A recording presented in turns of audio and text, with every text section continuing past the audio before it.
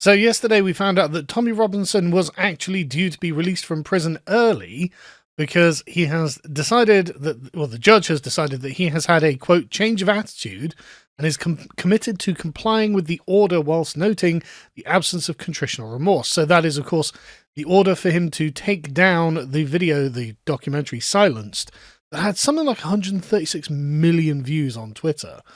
After repeatedly flouting the order not to repeat false allegations about the teenage Syrian refugee. Now, I watched this documentary, and there was clearly a lot in there that didn't make it into the court case, but it doesn't really matter. Not really worth trying to relitigate it. The point being, he had to delete it. It wasn't taken down. It was 167 million. The person running his account deleted it. So this has been done voluntarily. And so Tommy, who spent the last however many months in solitary confinement, is going to be allowed out this week, apparently. So I thought, okay, great, good news. Tommy's going to get out just in time for the summer, in fact. Brilliant. This is great. We can do more rallies. This would be a good thing for us to have. But then, of course, we found out today that he is now going to be charged with harassing journalists. It's like, right. I mean, one could suggest that journalists have been harassing him as well, and I'll show you exactly what I mean by that in a minute. But as the Guardian report here, he's been accused of 2 counts of harassment causing fear of violence between the 5th and 7th of August last year. Now, they're interesting dates, because you might remember that's in the wake of the Southport stabbings, when the country was racked by riots, both of natives who were concerned about an immigrant stabbing children, and of course large numbers of counter-protesters who were drummed up and driven onto the streets through the fear that the media has created about native backlash. So anyway, they say he'll appear at Westminster Magistrates on the 5th of June 2025. According to the Crown Prosecution Service, we have authorised the Metropolitan Police to charge Stephen Yaxley Lennon with harassment causing fear of violence against 2 men. Well, who are these 2 men? That's the question. Because you remember that Tommy wasn't even in the country at the time. He was, as the Cyprus Mail has called him, a fugitive. Tommy was not a fugitive during the Southport riots. He was not involved in the Southport riots. As you can see, he wasn't even in the country. And he didn't go on the run. He had a pre-planned holiday booked, and so he'd gone on holiday, and this happened while he was out of the country. And in fact, he did have an arrest warrant for something else actually against him, but that's not what this is. He says, I haven't fled the UK. I've been on a planned holiday. I never received any court documentation summoning me to court. I'm not on bail to attend court. And so what are you going to do? And what's interesting is that the media coverage here suggests that Tommy himself was stoking the UK riots. But I was watching his coverage at the time, and I don't remember him saying, go and riot. I don't remember him saying, things need to be done. You should go and do X, Y, or Z, or anything of the sort. The best that they have in this Independent article is him tweeting, we are losing our country, we are losing our culture, we are losing our identity. Okay, I agree. There's a revolution brewing in the United Kingdom. I've made video after video asking it to be peaceful, not violent. As in, Tommy wants to do this via the ballot box, democratically. And I agree with him. And I don't think he's actually been inconsistent on that point. And look at their description here. Robinson has been publishing running commentary and videos documenting the riots. Okay. Describing the disorder as a result of legitimate concerns. Yeah, true. And calling for mass deportations. Yeah, like Farage has committed to, that he's going to create a minister for deportations to deport illegal immigrants, because everyone suddenly agrees, yeah, no, the illegal immigrants haven't got any right to be in the country. So why aren't they going? Why isn't the pressure being taken off? And that, again, that's the worst they've got. If they had a video or something, a tweet or whatever, of Tommy Robinson yelling, go and get them, boys, or even something that was just posted in exasperation like Lucy Connolly, like, well, burn them down for all I care, they would say, front and center, this is the tweet. They'd be like, look what he said, he incited people to violence, and he'd be in jail for that, not for a civil offence of violating a court order. And so what they did when this happened, again, Tommy wasn't in the country, but the National, a Scottish newspaper, decided, boy, we're going to track him down. Why? I don't know. He was on holiday with his wife and kids.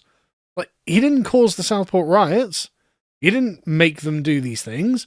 But they were like, oh, right, we need to get Tommy Robinson for some reason. And so they explain how they did it, because Tommy wasn't even trying really very hard to cover his tracks. He took a video of himself in Greece, with goods in Greece. And so, like, they decided they were going to track him down. But even then, this, I think, is the thing that is the issue, which was reported at the time. Two journalists went and found him in Cyprus. And so he was quite angry about this, understandably so, frankly. Because again, they're dragging him in something that isn't to do with him, actually. But apparently he had uploaded a video to Twitter saying to these Daily Mail reporters, quote, "I will find you." Okay, well, the Daily Mail reporter's now living in fear. Is it right to record me while I'm sitting with my mum? Great question. Is it?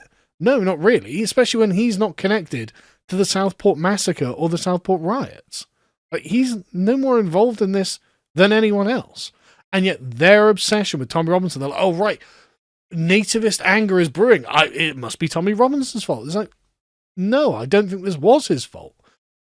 Actually, I think that there are lots of other people who the blame can be much more proximally laid upon, rather than Tommy making commentary from another country, because he isn't even here to be involved in it. But basically, he said this: I know exactly where you live. You live at your mum's, you sad little prick. What? You want to show pics of where I live? See if you like it when I come and knock on your mum's door. So, I mean, this, not good, don't get me wrong. Obviously they're going to use any excuse to come after him, because Tommy is the recipient of just open lawfare by the government against him, because they view him as representing a kind of working class uprising. And so, okay, they've got him on the Silence documentary, which again, the Crown Prosecution Service, staffed by a person that Keir Starmer put in, didn't have to come after him for that. Right? They could have just let it go, because, frankly, I thought it was quite trivial, to be honest. But no, because it's Tommy Robinson, they went after him. And, okay, well, he's deleted the video. He's decided to comply with the court order. So we're going to have to release him early, because them's the rules. And so, oh, right, well, back in August, he made two journalists who are stalking him around the world feel afraid. So, boom, let's get him on that now. And you can see that this is just because he's Tommy Robinson.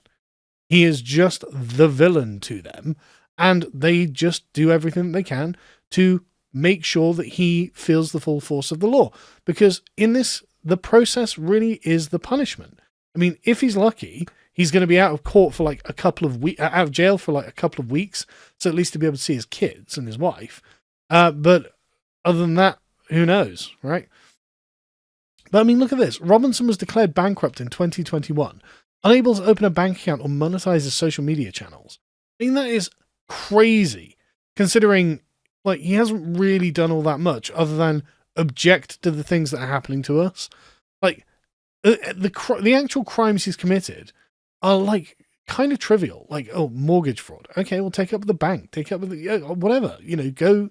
He's been punished for that. Or violating a court order. Okay, whatever. Lots of people violate court orders, but they don't get to have their bank account taken away from them, or the way they make their living taken away from them. And yet, because it's Tommy, that's what they do. And so whether you like or hate Tommy, like you should see this as a genuine concern, because this is the kind of thing that the state will do to someone if they decide, well, he's just a problem person. We just don't like his activism, which is really the crux of the matter here, because they're genuinely worried that this will affect the public mood against them. They really are afraid of this. They are afraid that actually the working class people of the country will say, you know what, we've had enough. There's still enough of us to actually make change, and we don't have to stay on the plantation forever, and so we won't.